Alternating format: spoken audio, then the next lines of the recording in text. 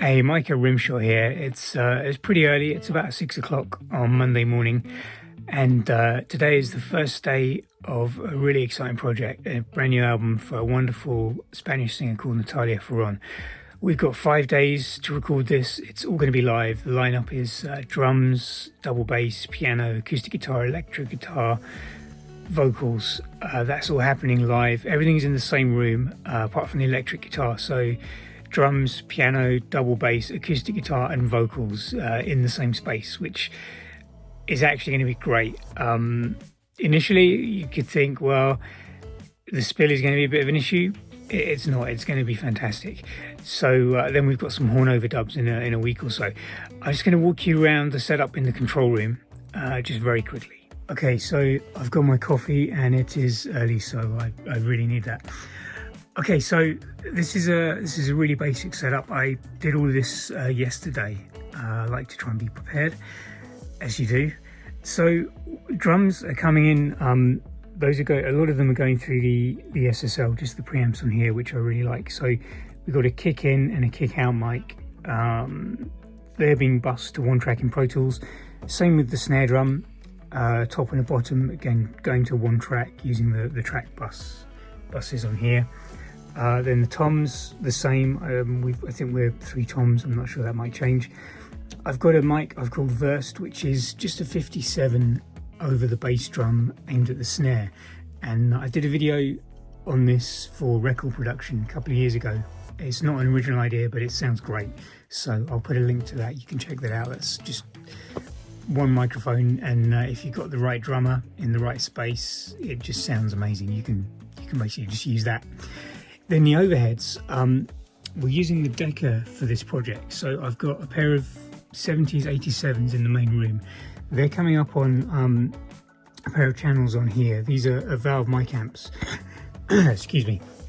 And I'll probably make maybe a bit of EQ on here, I'm not sure yet, but they come out of here, out of the direct outs, into the line inputs on here, because I might want to do a bit more stuff on here. And I've also got this beautiful ear passive valve EQ, and I don't know, I might be cutting around 500 or 700, probably adding a bit of top on there.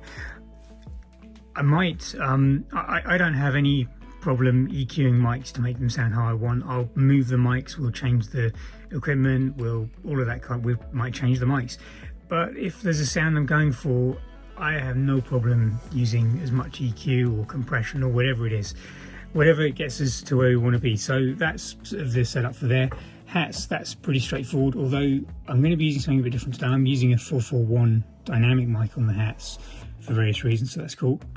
Bass is, again, pretty straightforward. That's coming up on the SSL. I've got an Acme Motown DI. It's double bass.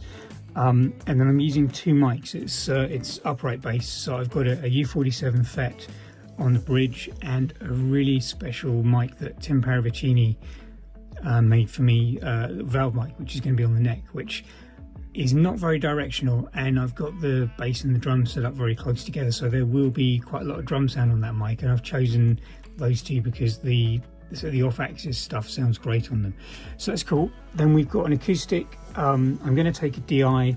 Again, I don't think that's going to be in the mix, but it's just handy to have creatively, could be useful. There's just a 414 on that.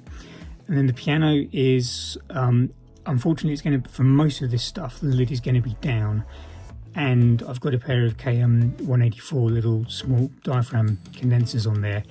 I did a thing in the newsletter showing you how we do this, and it's great. It's not the same sound as having the lid open and plenty of air around the mics, but for something in a band context, it's really usable, and that's going to work well. And then the other thing we've got is electric guitar. Yeah, electric guitar. The amp and the player are both chosen to be in the booth, so that's, there's sight lines and everything.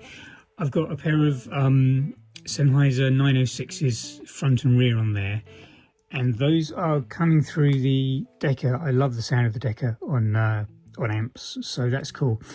They come up on here, front and rear, and then I'm coming out of the direct outs on here into an extra little mixer on the Decca. So we've got the front and the back on here. They get mixed together onto this fader, and this comes out to a single track in Pro Tools. So those two mics are just going to be captured as one, so we'll just get the balance we want, and that'll be fine. I've also got a ribbon mic, an R44, which is going to be somewhere up in that room. That comes up on the fader here, and again that just goes straight into Pro Tools. And then for the vocal, we're using a U47, which is a really lovely valve mic. And again, I love the sound of the Decca on vocals, especially female vocalists. So we're coming up on here, and we're also going through this incredible Esoteric Audio Research 660 limiter. Again, I did a video on these recently, showing you how they sound on drums for compression. For vocals, they're really special. What I used to do is have this in a rack just over here, which meant I could ride the input gain on here really easily. I moved them partly for space here, and partly because I was so far out of the sweet spot on the speakers that this is a better place to hear them. But I still want to ride the gain going into them.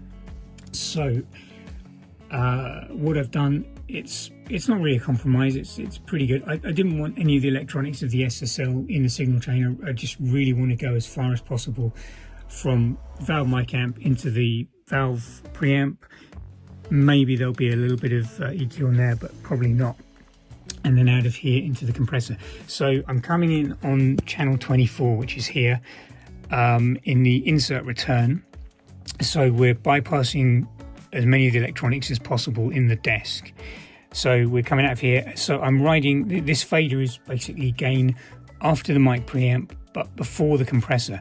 And for me, that's, for my workflow, that's ideal, because it means I can, whatever's going in the session, the rightmost fader here, I can just reach over and I can ride up the ends of lines. I can pull down on loud moments, things like that.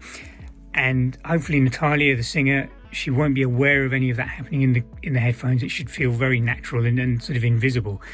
But the nature of the 660 over here, you get this incredible bloom and all these beautiful harmonics with the transformers and the valves in there. So it's a really cool thing. So yeah, that's my setup in here. I've got my control surfaces. I really like the folder spill in Pro Tools. I'm using that more than the VCAs. I still use some VCAs, but really for most of the sessions it's folder spill, and it's just a cool way of doing it. If I get the chance tomorrow morning, I'll walk you through the setup out in the studio. It's a bit of disarray at the moment while we're still getting set up. Josh will be here soon. So anyway, yeah, that's my sort of pre-coffee walk around. So a bit stream of consciousness, but gives you an idea what we're in store for. It should be a really great week. Okay, look after yourselves, and see you soon.